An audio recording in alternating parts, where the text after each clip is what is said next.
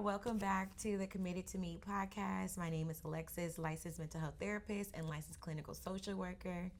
My name is Keisha Smiley, licensed social worker and mental health therapist. Yay. So thank y'all so much for joining us here on today's podcast where we talk about mental health, relationships, lifestyles, and everything that you may or may not experience within your healing journey.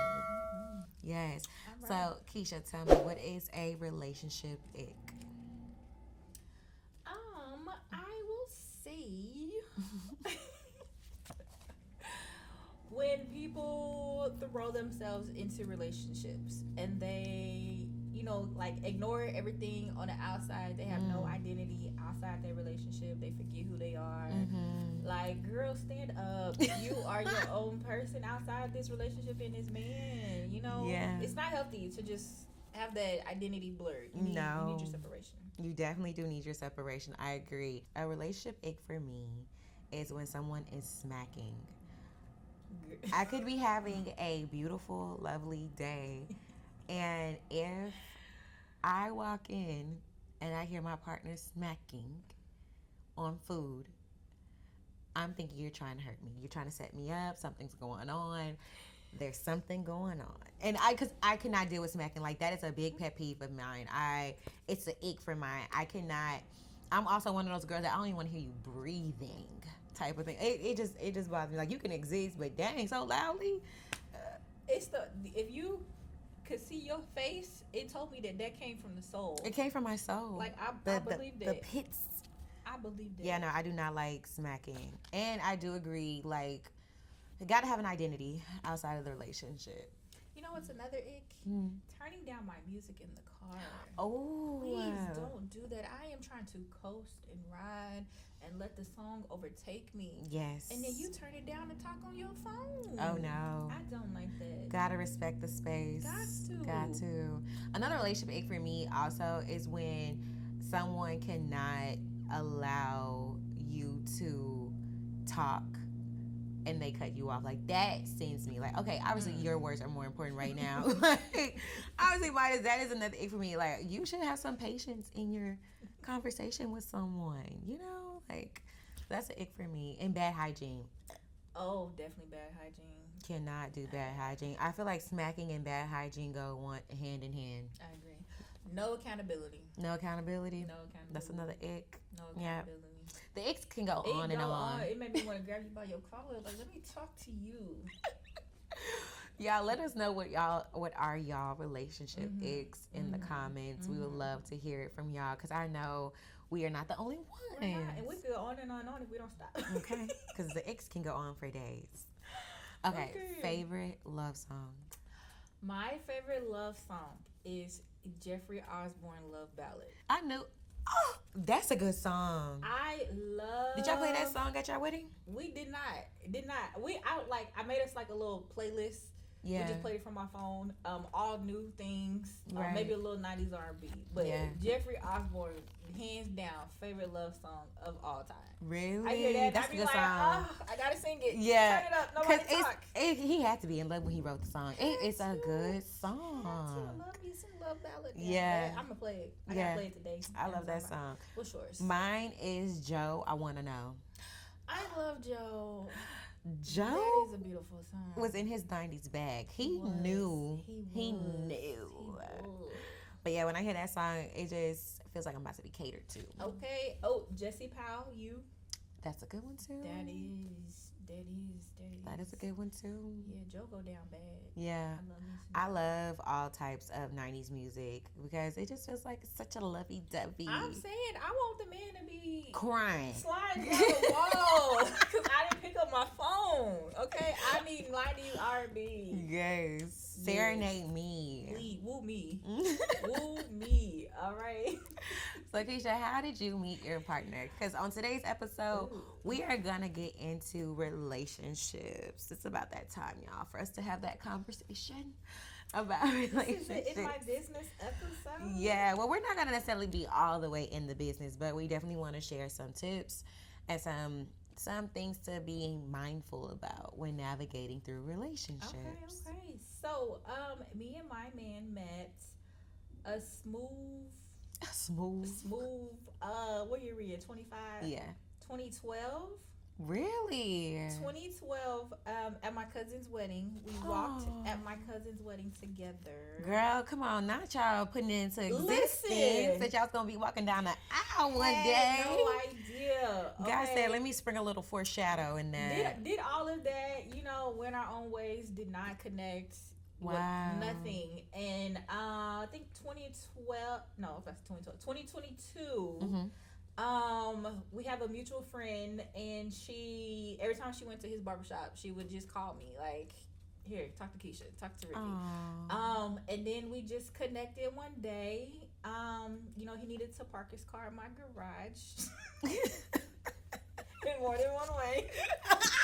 No, that's right. So, he came to visit me, and we have been together since. Oh, no, So that's beautiful. We came back around at it, and here we are. So I think that's beautiful. Meeting in like a very mutual space through people.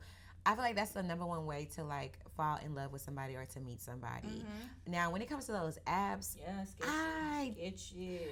I know it does work for some people, but it don't work for everybody. Mm-hmm. And so the app world is something that I will not opt into to meet somebody. I'm scared. Yeah, if I would have to have it my way, I would want to meet somebody through just a random day where I'm just gallivanting through the city. Okay, with the soft voice. And I'm either like caught up in like my phone or reading a book, and we meet over something that we're both not commonly, but we're both interested in.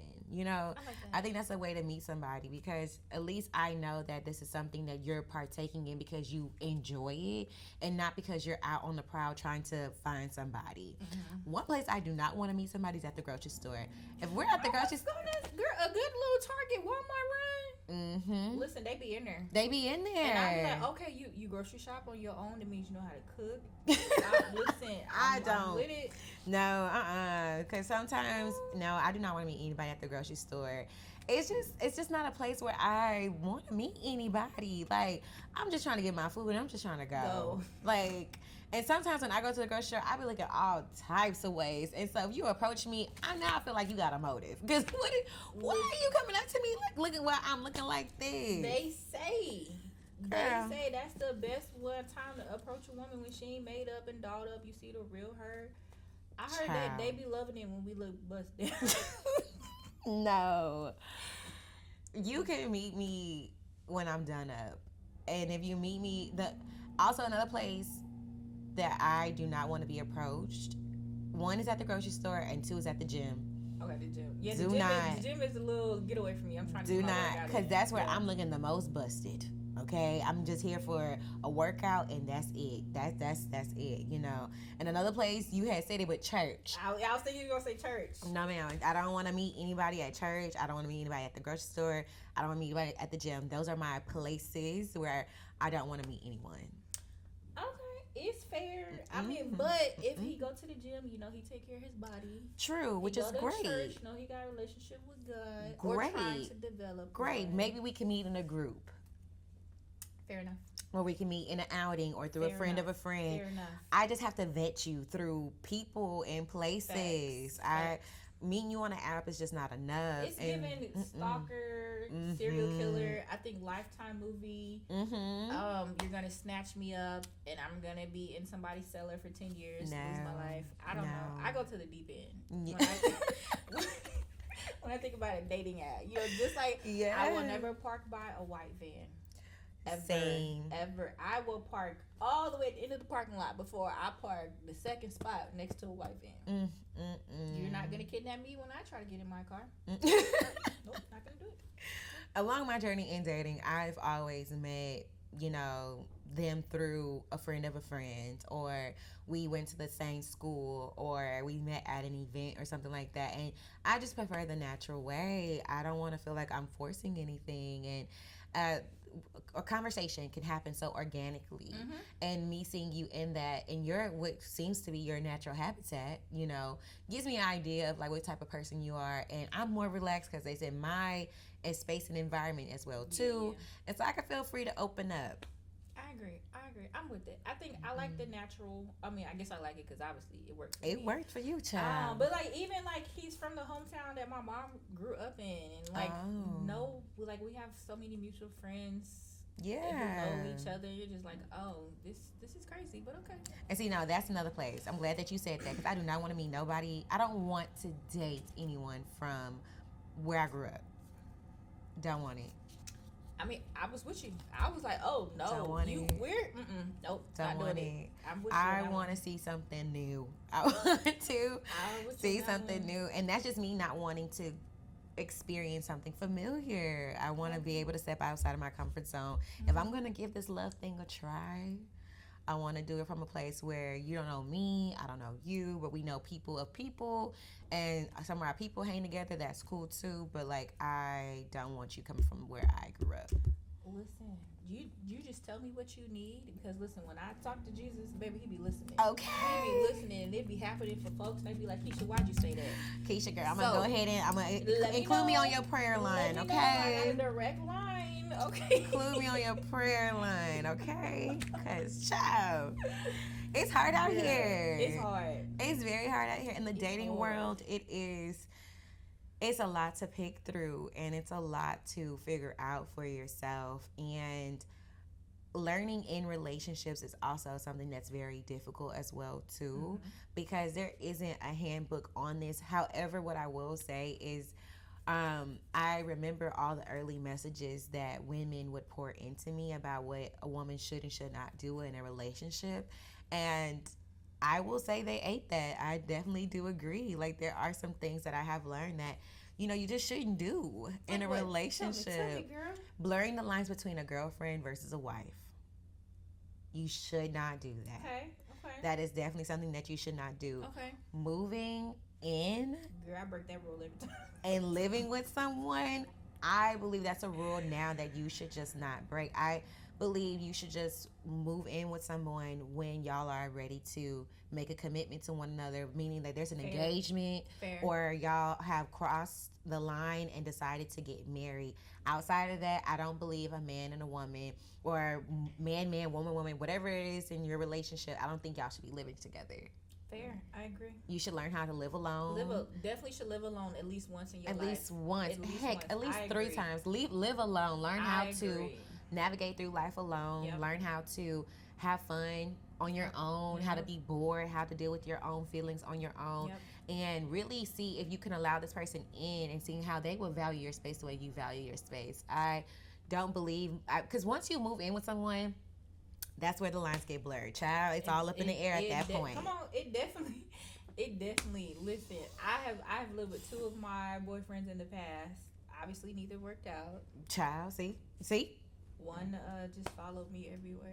It don't. Just don't do it. Just don't do it. Just don't do it. Okay? It doesn't work out. It don't. Because then you start to take on more responsibilities. Yep. And depending on how you envision yourself in a relationship, if y'all are going to move in together, you got to be very, very specific about what your expectations are for yourself and for this person, because depending on how you were raised, it can be very easy for you to take on more responsibility than what you intended to. Okay. And that is hard. And not every relationship turns into a marriage. No. Ooh, say that. So it may not always be the best thing. Yeah.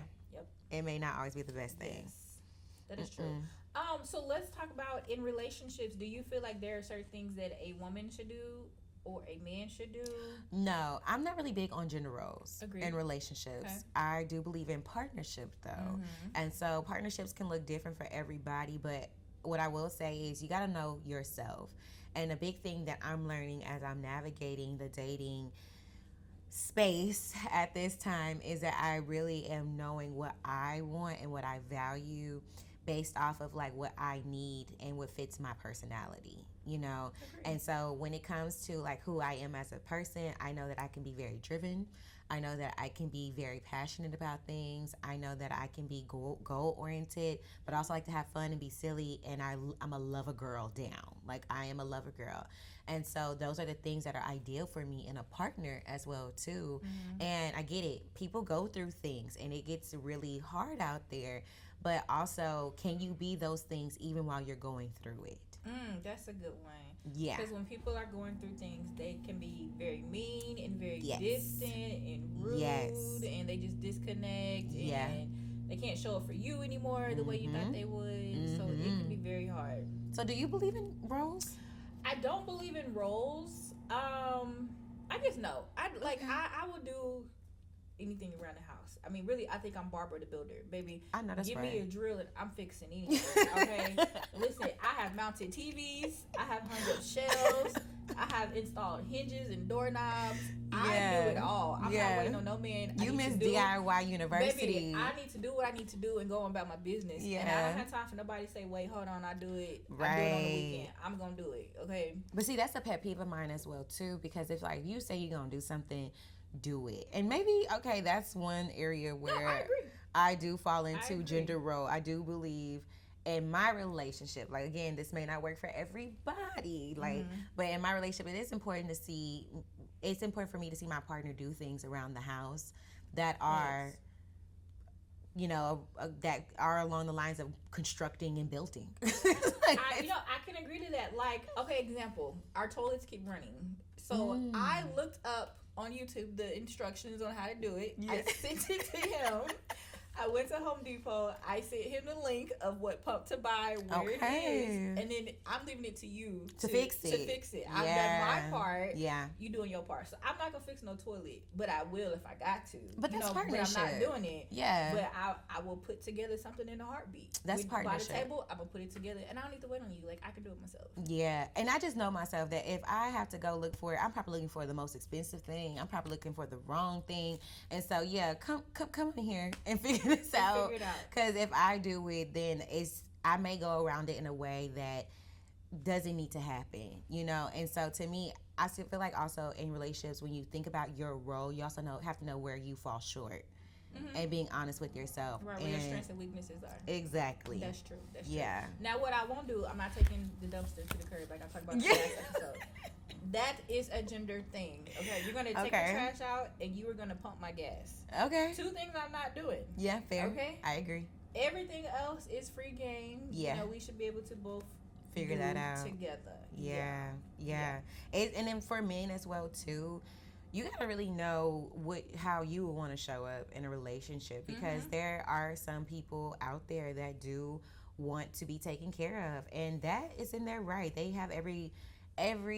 I will never judge a woman for wanting to be taken care of and how she chooses to want to be taken care of. I will never judge her of that. Right. And so I do believe that men have to be aware and honest of what is financially possible to do that, and seeing if they can meet that expectation, because you can't manage someone else's disappointment just because you are not able to meet their expectations. I agree. And even when it comes to women wanting to be catered, what I don't like is when a man knows that, and then he's going to try to like break her down. Yeah. And he wants her, like, sis is a triangle. This is her triangle life. And he's like, well, I got this circle over here, and I need you to fit into my circle for us to be together. And it's like, no, you got to, like you said, know yourself. Because if you know you don't want a woman like that, don't even try to get with her, and then you want to try to change her and then complain about her. Same way for women and men.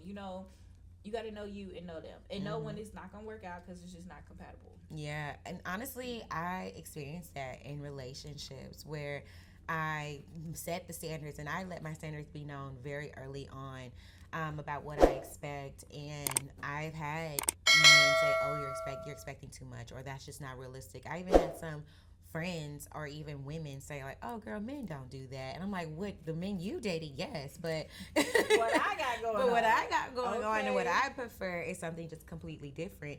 And again, that varies from person to person. Yeah. What works for me may not work for you. Agreed. And that's okay. And essentially, men have to also know where like it's just not compatible, and that's okay. Doesn't mean that takes away from who you are as a man or like what you're able to do. It just means that like it's just not aligning. And that's okay too. Agreed. Yeah. Good point, girl. And so that's a struggle that comes up in the dating world, is people trying to humble you or tell you to modify, not modify, but people telling you to not have those expectations, Right. And you essentially. gotta stand up for yourself. You gotta double down on Yeah. what you want, what you expect, and Yep. don't bend for nobody. Yep. Because people will definitely try to manipulate you into conforming to what fits for them. Yes. And we don't like that. And finances is a really big struggle in relationships, and it can make or break relationships, especially if that person doesn't know how to navigate through being in a heavy season in their life. And seasons do come. They come and go, and you got to be able to still show up in your relationships. Yes. Even with the midst of you going through it and not Yes. take it out on your partner or, do the deflecting and all of that. Yeah, but also owning when something just is no longer working for you. I do believe women do have a very hard time in letting things go. Oh, girl, we want to hold on. So let bad. it drag you. Child be looking like the bag lady. Wheels missing on your suitcase. You still trying to hold on and just drag it on. You gotta let it go. And it's really hard to let it go. But one thing that someone had told me that really sat and resonated with me is that what you are experiencing in your dating life, that's only from a very small pool. Like, that's from a very small pool of men. And what your friends are experiencing in their dating life is still from a very small pool. So you still don't know what's out there, you know. And so that's what I use in my mind when I'm thinking about dating, when I'm thinking about navigating through dating, is that, and that helps let go as well too, and just knowing that I haven't seen it all, I haven't experienced it all, and in a sense, if I want to have the love that I believe that I deserve, I have to be able to let go and then allow what needs to happen in a relationship to happen without me provoking my partner or prompting my partner, and just seeing how that person shows up. I can definitely agree to that. A lot of times, especially like dominant women, you want to have that control grip. And you think if I continue to tell my partner this or let them know what I want or drop these hints and these cues that they gonna catch on, and like that's not the way it should go. Like you said, you don't need to prompt and you don't need to do the cues and everything. Like if it's meant to be, it's gonna be, and it's gonna work out. And if they want to, they will. Yep. We know that. So, if they want to, they will. If they want to, they will. Girl, that's a word. I would get that tatted one day. Because if they want to, they will. And we're not going to make no excuses about it. If they want to, they will. And Child. you have to accept when they don't want to because they not. You got to learn when to leave, Before it ruins your life and brings you down, you start looking raggedy, like all of that. Like, leave when you still got some dignity. Leave when you still can see and you're not blinded by all the chaos. Yeah, but I would say if you feel like you're losing sight of yourself, then things have gotten to a bad place.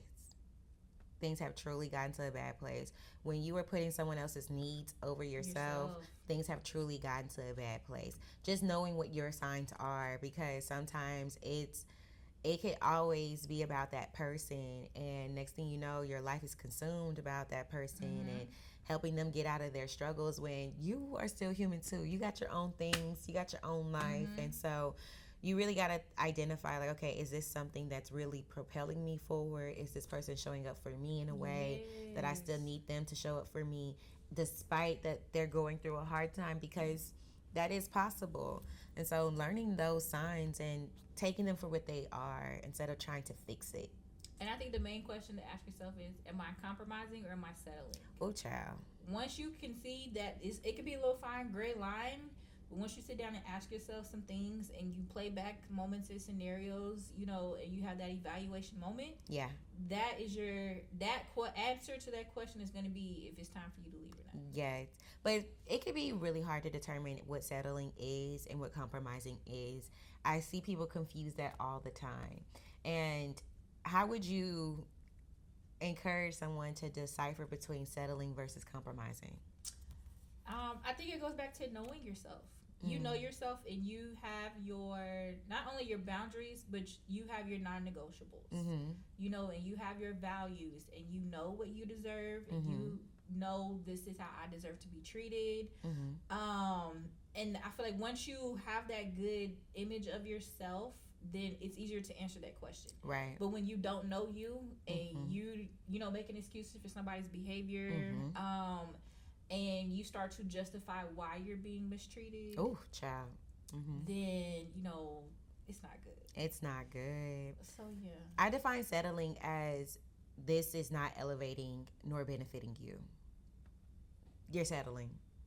Compromising is I can negotiate this and still get what I need at the end of the day. Right.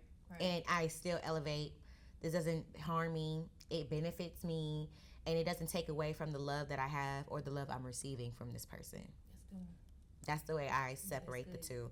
Because, again, also knowing your limit of what you're allowing to let go and what you're allowing yourself to experience in relationship is something to know. Because relationships, it's a give and take. It's a give and take sometimes, and the relationships are not perfect, but knowing where, okay, what's your bare minimum? Because the bare minimum differs from woman to woman, from person to person, and so there has to be some level of a bare minimum to where the relationship feels sustainable and still feels like it's a space where you can thrive. Now, when you're showing up in a relationship where you're minimizing yourself or you feel like you have to say things in a different way, walk on eggshells. And of course, you definitely should say things from a place of love, but just be very mindful of when it's now starting to take a toll on you feeling like you could be emotionally safe in that relationship. You got to keep that in mind. If there's no emotional safety, the relationship, y'all need to go to therapy. Like, y'all need to go to therapy and uncover some things. Facts, I agree. Yeah. Good. It gets spicy. It do. Let's talk about, do you have any fears when it comes to finding that person and being in a relationship or a seriously committed relationship? Like, does anything about love make you feel fearful? I will say, being at the age that I am now, what comes to mind is the timeline. Timeline is the only thing that I do fear now. And what I mean by that is I'm reading so many books and going to so many doctor's appointments, and being very conscious of my health is also being conscious of, when I could have a baby. And so that's honestly my only fear is, okay, if I do it at 35, will I be okay? If I experience fertility issues, will I still have a partner? Like, those are the things that I worry about and that I'm concerned about as I navigate being in my 30s. Okay. Are you taking the steps to freeze your eggs? That I'm not there yet. We haven't crossed that road. I hope that I don't have to cross that road, but also I'm trying to reshape how I see that process. Meaning that if I have to take that step, that process of freezing my eggs, that doesn't mean that I failed or that I'm unlovable. It just means that I'm going through a different path and choosing what's better for me and my body and my future family when that happens. That's a good one. Yeah. That's a good response. That's a good response from recovering perfectionist. Hello, girl. I'm gonna keep calling you, girl. Yeah. But no, that's something I'm working on daily. It's really hard because, at this point, child, I was supposed to be married, having a mansion, and about 4 or 5 kids. Listen, I thought in my 20s I'm gonna be married by 26, 27. I'm gonna have me 3 kids. Girl, no, life be like nah. Life be like nah. Yeah, but that doesn't mean, and I'm trying to remind myself, like, that doesn't mean that I failed. That doesn't mean that, like, love is not meant for me. It just means that, I got still some growing to do, some loving to do on myself, and I'm going to enjoy it. Hey. So, how do you get through conflict in relationships? Because, it does go back to communication, but in conflict in relationships, people can find themselves not wanting to talk anymore, like you said. And as therapists, we know what keeps the relationships alive is the communication piece.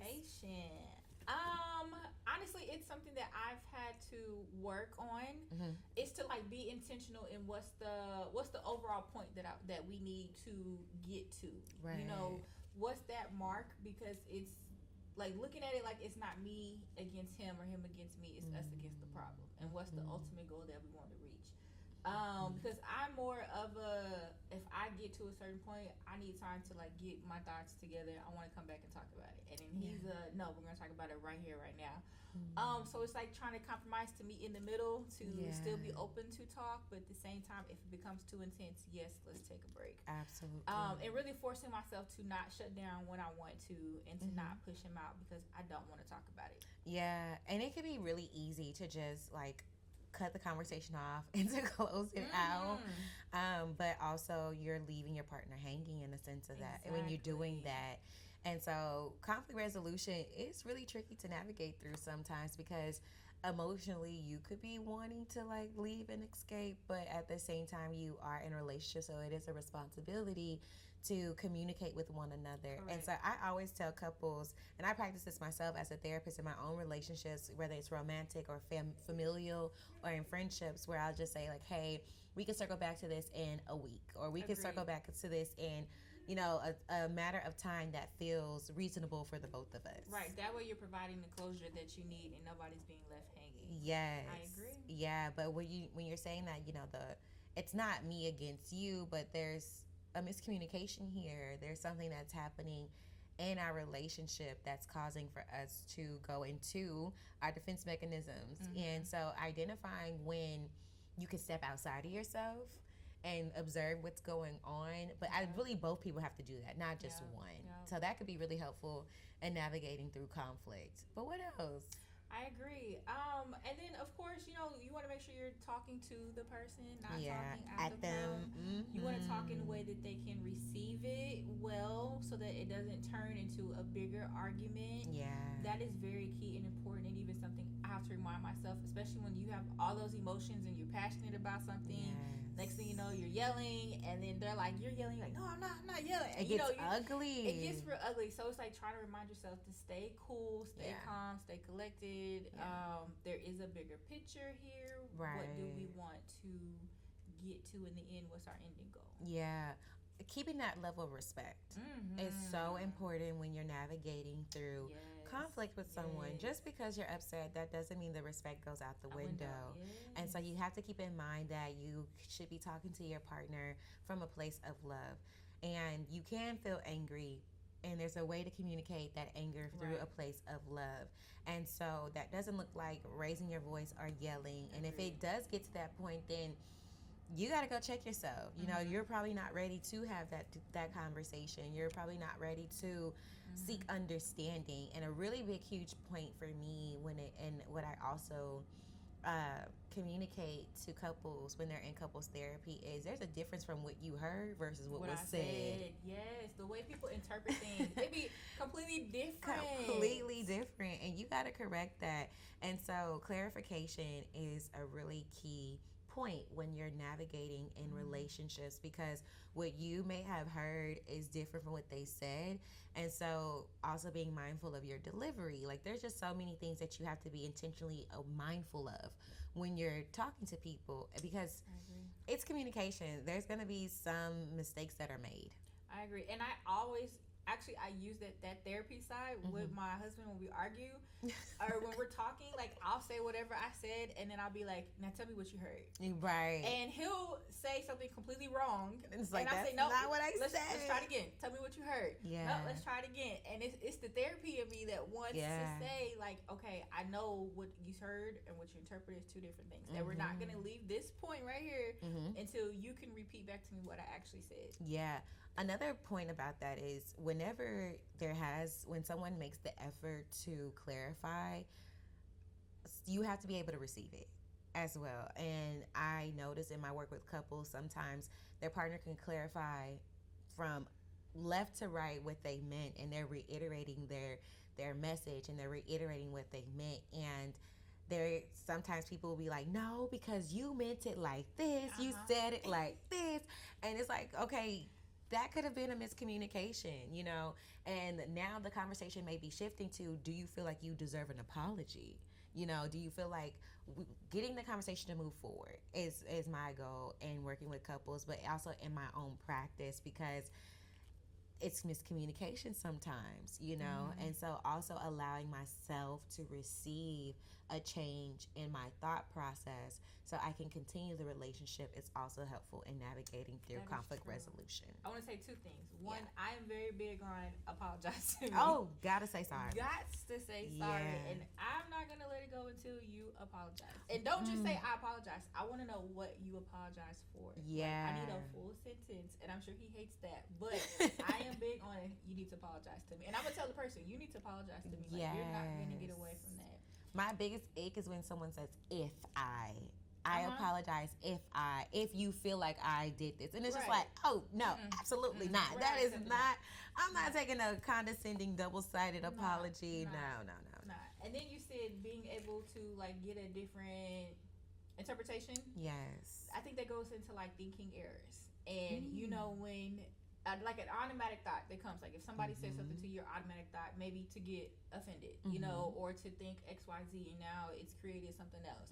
But when you have that mental block up of that thinking error and you're not open to the change or receptive to something else, I just feel like those go hand in hand. I don't know if I'm wording it right. You are completely on point with that. Okay, yeah. So, you know, a lot of times we have to check our thinking errors because we don't realize it's a thinking error because it's just an automatic thought that happens. Right. But you got to be able to, like, check it and change it. Yeah. And knowing when the conversation needs to just be tabled for another time. Sometimes you can't keep pressing and going because, again, you may not be in the space to receive it, and that's okay too. And so just because this conversation is being tabled, it doesn't mean that this person doesn't care or this person doesn't want to be with you. So knowing when that this probably needs to be tabled so that way you all can come back with a fresh mind. And taking what your partner does in the moment and not overgeneralizing their behavior is also something to catch within yourself, because people can find themselves saying, well, you always do this. The always and never. You never do that. And that can be very defeating, you know, to hear and to also say, because you then are keeping your relationship stuck in a specific point. That is very true. Yeah. So communication is key, but also alignment in relationships. Girl, that's major. Yeah. That's major. If you are not in alignment with your partner, y'all probably shouldn't be together. It's just important to be on the same page. Yeah. You know, y'all don't have to think the same. You don't have to do everything the same, but you still need to be alignment with one, like coming together as a unit in order to like keep your relationship propelling forward. Absolutely. And knowing how y'all are going to break generational cycles, being aware of each other's generational cycles and patterns, and being in alignment with that, you know, and that in alignment is more than just making sure we're on the same page in terms of our goals. No, how are we in alignment in terms of parenting? How are we in alignment in terms of supporting one another and also supporting your extended family as well too, and making sure that y'all have the same expectations, you know. I think that's very good. And even running the household, yes. You know, finances, you know, it goes into every aspect that you can think of. Right. Especially like you said, extended families, like you have mothers and siblings. And they're going to need you too. They are additional children from previous relationships. Like all that plays into it, and y'all have to be aligned on the same page. Yeah, and if there is a misalignment, and there's a difference between, if there is a misalignment, have the conversation. And there's a difference between you mentioning something and that person taking the steps to strive to change it, change the things that are bothering you, changing the things that are causing there to be a misalignment.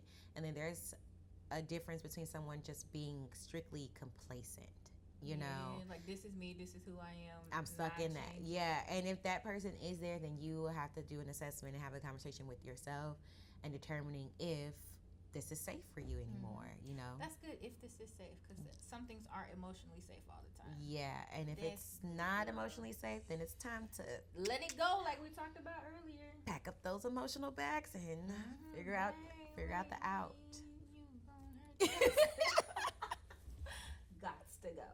Gots to go. Okay. But yeah, y'all. I think that's it, girl. I think that's it for today's episode. We hope you all enjoyed today's podcast. Don't forget to like, subscribe, and comment. And let us know some of your relationship icks and favorite love song. We would love to hear from y'all. Okay. Don't forget to follow us on Instagram and TikTok, Committed to Me Podcast. Yes. All right. Bye, y'all. Bye.